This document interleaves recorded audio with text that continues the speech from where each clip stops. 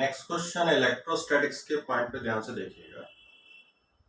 इसमें uniform electric field के ऊपर बेस करके क्वेश्चन फॉर्म किया गया है। इस पूरे पार्ट पे एक हेमिस्फेरिकल स्मूथ सरफेस दिया हुआ है, हेमिस्फेरिकल स्मूथ सरफेस दिया हुआ है और इसके ऊपर एक चार्ज डिस्क रखा हुआ है। इस चार्ज डिस्क का चार्ज की वैल्यू हम Q के इक्वल मान लेते हैं और मास की वैल्यू M के इक्वल मान लेते हैं। ठीक है, जो कि क्वेश्चन में गिवन नहीं। इसमें एक हॉरिजॉन्टल इलेक्ट्रिक फील्ड की वैल्यू डेवलप होकर के आ रहा है। Horizontal electric field capital E और ग्रेविटेशनल फोर्स डाउनवर्ड डायरेक्शन की ओर एक्ट हो रहा है।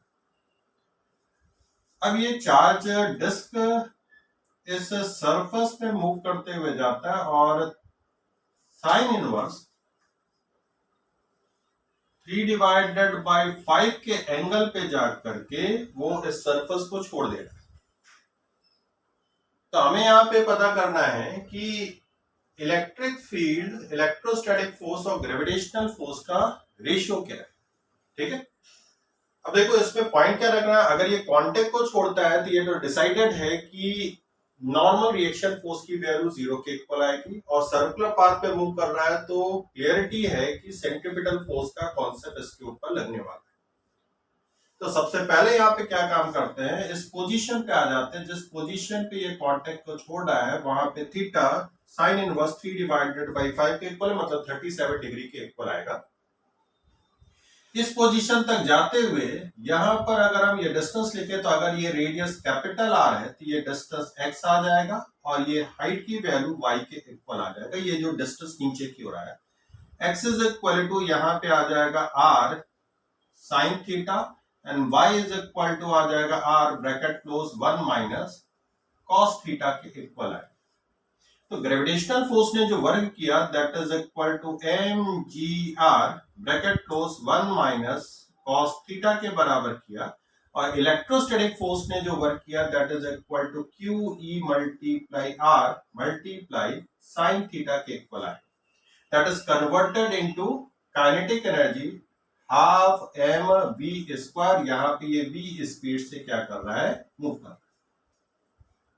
अच्छा, इसी एक्सप्रेशन पे हम यहाँ पे 2 से मल्टीप्लाई कर देते थे, twice mg bracket close 1 minus cos theta के इक्वल आएगा plus twice QE multiply sine theta का टर्म्स आएगा और r से डिवाइड कर दिया तो इधर की ओर mv square divided by r के इक्वल आ जाएगा। ये सेंट्रीपिटल फोर्स की वैल्यू है। अच्छा, इस पूरे एक्सप्रेशन पे यहां पर आते हैं तो mg डाउनवर्ड डायरेक्शन क्यों लगेगा, QE फोर्स इस साइड क्यों लगेगा, नॉर्मल रिएक्शन फोर्स यहाँ पे 0 के इक्वल हो जाए। इसका मतलब mg और QE का रिजल्टेंट ही इस इंस्टेंट पे सेंट्रीपिटल फोर्स प्रोवाइड कर रहा होगा। तो ये एंगल यहाँ पर थीटा, ये 90 माइनस थीटा, तो ये एंगल थीटा। तो mg का इधर की ओर जो कंपोनेंट निकल कर क्या रहा होगा that is equal to mg cos theta के इक्वल आ रहा होगा और इधर की ओर QE का जो फोर्स आ रहा होगा that is equal to QE sine theta का फोर्स आ रहा होगा। तो इस पर्टिकुलर पोजीशन पे अगर हम इक्वेशन निकालें तो यहां पे आ जाएगा mg cos theta minus QE sine theta is equal to mv square divided by r के इक्वल आएगा और mv square divided by r का एक्सप्रेशन ये दिया हुआ है।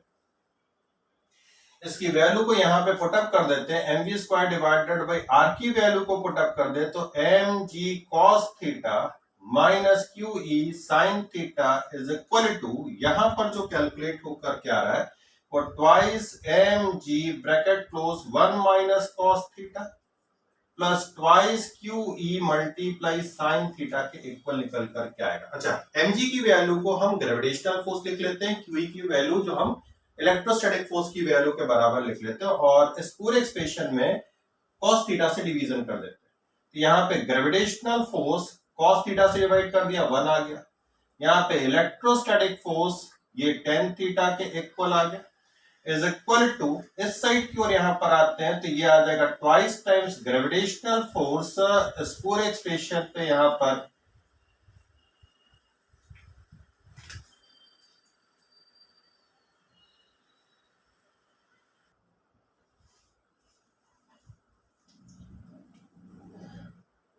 ये जो एक्सप्रेशन आ रहा है इसमें हम लोग थीटा की वैल्यू पुट अप कर देते हैं और mg अपॉन QE की वैल्यू को कैलकुलेट करके निकाल लेते हैं। तो mg डिवाइडेड बाई QE की वैल्यू को मैंने x लिख लिया, तो यहाँ पे x आ जाएगा। cos theta cos 37 4 divided by 5 के इक्वल आएगा, माइनस यहां पर QE से डिवाइड कर चुके हैं, साइन थीटा की वैल्यू 3 डिवाइडेड बाई 5 के इक्वल आएगा।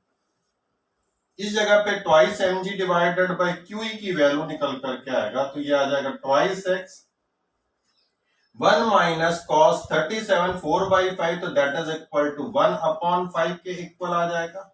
और इस जगह पे 2 मल्टीप्लाई 3 डिवाइडेड बाई 5 के इक्वल आएगा। पूरे एक्सप्रेशन से 5 की वैल्यू कैंसिल आउट हो जाएगी। यहाँ पे 2x डिवाइडेड बाई 5 है, यहाँ पे 4x है, तो ये ट्वाइस x के इक्वल आ जाएगा। यहाँ -3 है और यहाँ पे 6 के इक्वल है, तो दैट इज इक्वल टू 9 के इक्वल आ जाएगा। तो x की वैल्यू जो कैलकुलेट होकर के आएगी that is equal to 9 divided by 2 के इक्वल कैलकुलेट होकर के आ रहा है। ठीक है, एक्चुअली में ये यूनिफॉर्म इलेक्ट्रिक फील्ड के ऊपर बेस करके क्वेश्चन दिया हुआ है। यूनिफॉर्म इलेक्ट्रिक फील्ड का जो फोर्स होता है वो किसी भी चार्ज पार्टिकल पे QE और कांस्टेंट अमाउंट पे एक्ट होगा।